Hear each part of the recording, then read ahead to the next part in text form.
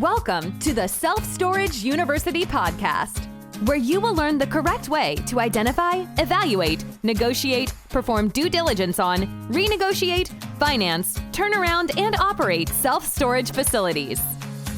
And now, here is your host, a partner in one of the largest real estate portfolios in the U.S. with nearly $1 billion of holdings, Frank Rolfe. The term gaslighting is defined as a form of emotional abuse and psychological manipulation in which someone tries to make you doubt your own memory, judgment, or reality. And the sad truth is, in many American markets, brokers are guilty of gaslighting constantly when it comes to self-storage investing. This is Frank Rolfe with the Self-Storage University podcast.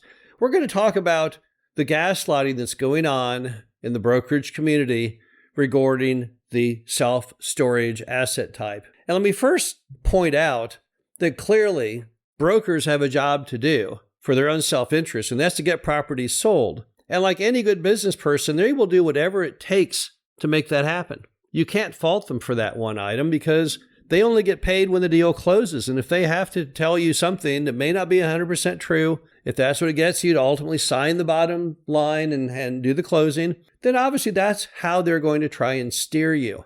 So you first have to accept that there will always be gaslighting when it comes to brokers because that's part of their job. That's how they try and get things done. That's how they connect the dots, is they have to try and manipulate things to a certain degree to make you decide to go forward and to buy the deal. But what are some of the things they're gaslighting right now regarding self-storage? Well, obviously the first one is cap rates.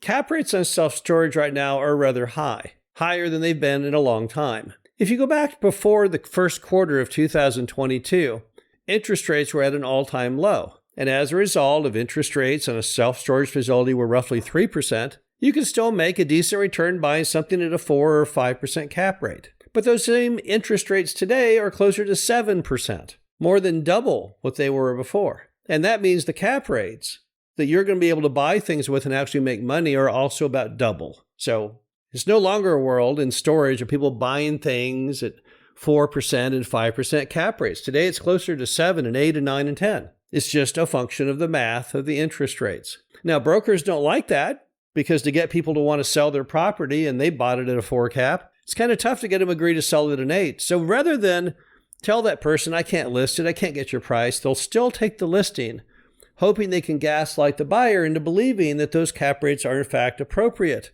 But we know that they in fact are not. I urge you to look at the interest rates right now on storage loans and build in the fact you have to have at least a 1 or 2 point spread to make any money, preferably 3. And just take those interest rates and tack on 1 or 2 or 3 points and tell me what you're at. Yep, you're going to be closer to 10 than you are to 5. And right off the bat, that's exact opposition to what a lot of brokers are trying to tell people. Often, additionally, when it comes to the self-storage industry, brokers are going to try and gaslight you on where you need to be, what the future's in. I can tell you right now, and you should know this if you've listened to my podcast or read any of my articles for the last several years, don't be in urban markets. Don't be in those gritty urban centers where everyone built all of this climate-controlled high-rise stuff because people are dying with those properties. They're not able to push rents.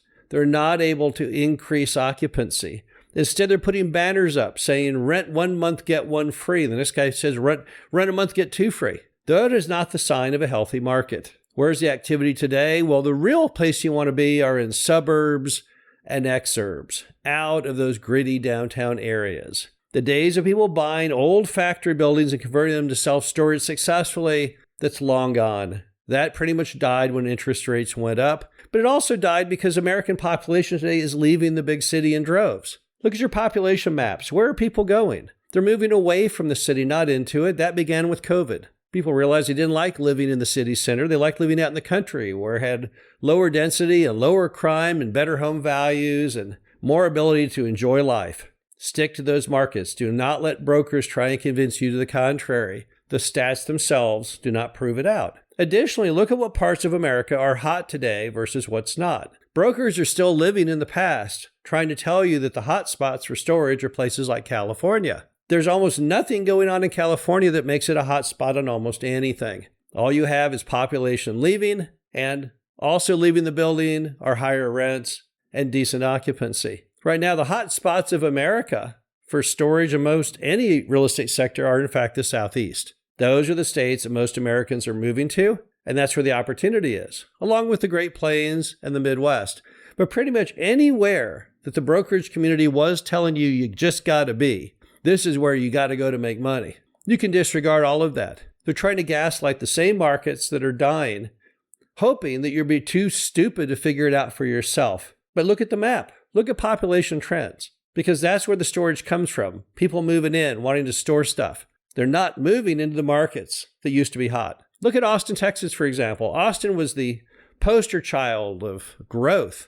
What's Austin doing today? It has the fastest declining single-family home prices in the United States. Got nothing good going on at all. So markets change over time. It's okay to go from hot to cold, but it's not okay to believe the broker who refuses to accept that that's the case.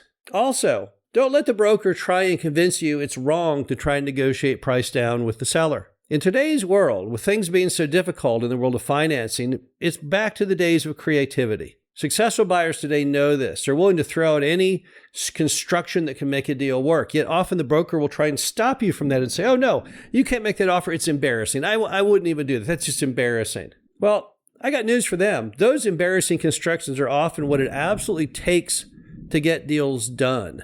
And when a broker won't let you go to the seller with your construction that allows for you to actually buy it, perhaps containing seller financing, whatever the case may be, that's just plain stupid. Since when can you not make the offer you want to make? It's not for them to decide. That's for the seller to decide. Many times I think the broker really is screwing over the seller because the seller is desperate to sell, and yet the broker is acting as a gatekeeper, trying to gaslight you that, oh no, the seller, he's doing great. He has no problem when in only a few more months he'll be in foreclosure. The bottom line to it is don't look to brokers for direction. They're not going to provide you direction. Brokers have only one goal, and that's to get deals closed. And if it takes gaslighting to do it, they'll be the first in line.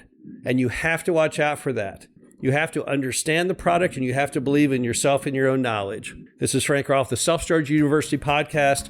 Hope you enjoyed this. Talk to you again soon. Thank you for listening to the Self-Storage University podcast. Be sure to visit us at ssupodcast.com, where you can learn the correct way to identify, evaluate, negotiate, perform due diligence on, renegotiate, finance, turnaround, and operate self-storage